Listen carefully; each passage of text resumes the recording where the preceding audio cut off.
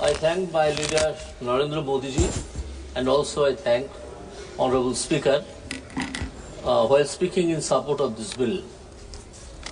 The bill, in the objects of the bill, what has been stated by the Minister. No, it is there.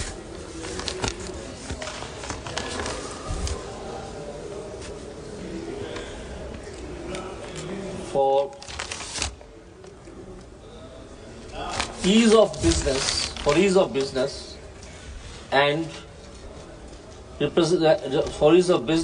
and for giving some directions to the persons involved in the business, which will take India at least 50 years ago, 50 years preceded from this time today by use of this bill.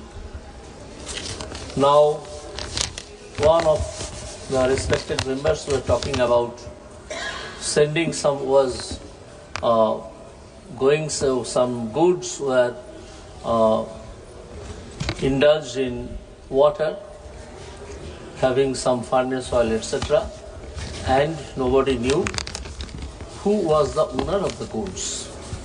Here, without giving any blow to the earlier bill, which has been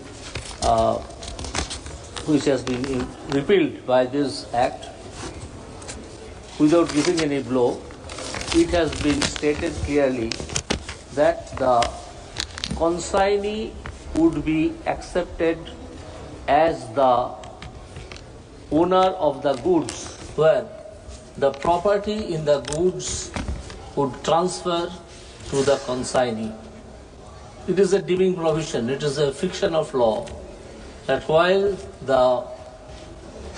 before this, in the bill of lading, the consignor and consignee was mentioned, and it was the consignor who was taken as the owner of the goods. Here, by using one legal fiction, it has been done that the property in the goods means the ownership of the goods will be deemed to have been transferred to the shipper. That is the owner of the ship through which the good was being sent and also the consignee to whom it has been sent. The result, suppose 1,000-ton smuggled coal from West Bengal, is transported by ship from Bengal to some other country outside India, and if it is caught by any of the Navy or any of the water monitoring authority, then the first question would be, who sent this 1,000 tons of coal? This coal is coming to my mouth because of the reason that there is a coal scam, huge coal scam in West Bengal. Who is the owner of this coal? Who is the owner of this coal? Now nobody will be able to find it out. Who is the owner of the coal? Here it has been done that it is deemed, it will be considered, it will be accepted that the person who is shipping the coal is the owner of the coal. That's the advantage which has been created by this bill in modern terms instead of a bill of 1800. A bill which was framed in 1800. A new bill was required, is always required to come to bring the new terms in the act. Here another very important is section 2, where the liabilities also, not only the rights, liabilities also has been fastened upon the shipper. That is the consignee or the person who is transporting the good. Bill of lading is actually a paper, a document which shows that who is sending the goods, what is the amount, where it is being sent, and to whom it is being sent. Bill of lading is very simple thing. Bill of lading, some informations are given. Now it was always considered that the person who is sending the bill, he is the owner. Now in this bill it has been stated at the very outset, that is the object and reasons to transfer of rights of suit and all liabilities to the consignee. If something happens to the good, who would sue? The person who has some insurable interest in the good. Why I am saying insurable interest? Because anything which is to be shipped is bound to be insured.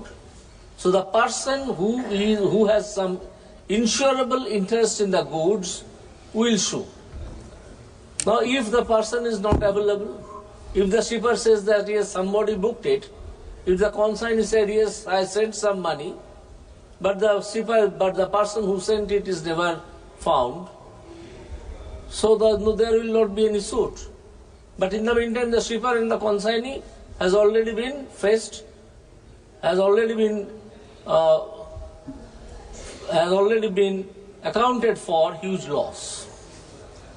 So in this bill, it is stated that who will extract the money, that is the damages caused due to some problems which has been shipped in the goods, and not only the goods, some goods which is mentioned in the bill of lading but has not been given in the ship.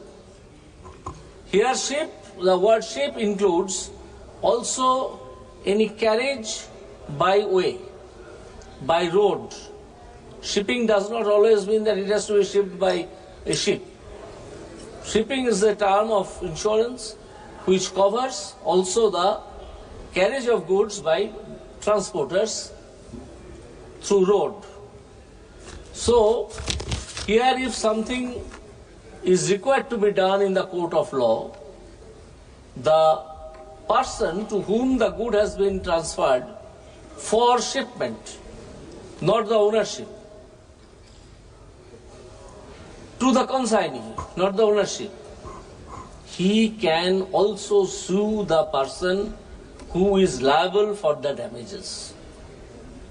This particular provision, along with the opening up of the whole thing, that is Section 5, proposed Section 5, the central government may give such directions as it may deem necessary for carrying out all or any of the provisions of this Act. It has an opening to the national trade and also the international trade. For doing something, if some direction is required, a person is to go to the court of law, where a litigation will continue for 20 years. Whereas the government has taken the responsibility of giving directions. If the direction is bad, court has also already vested with the power by Constitution of India to declare it as bad. So whether it is a bad decision or good decision, I am not on that. I am on the question whether the government can issue certain directions for the betterment of the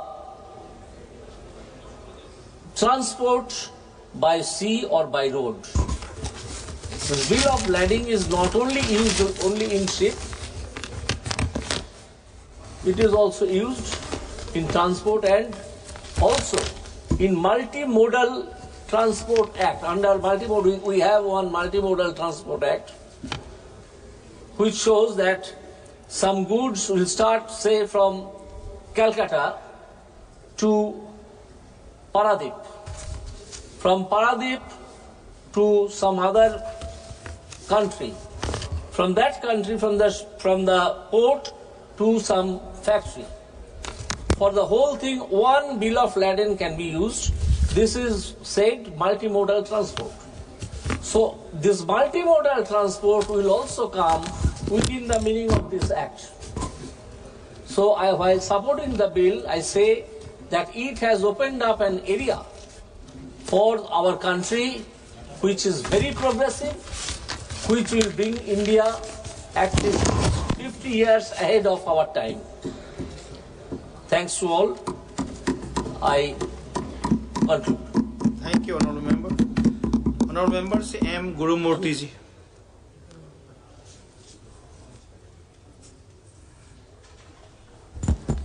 Thank you, Chairman, sir, for giving me the opportunity to speak on the bills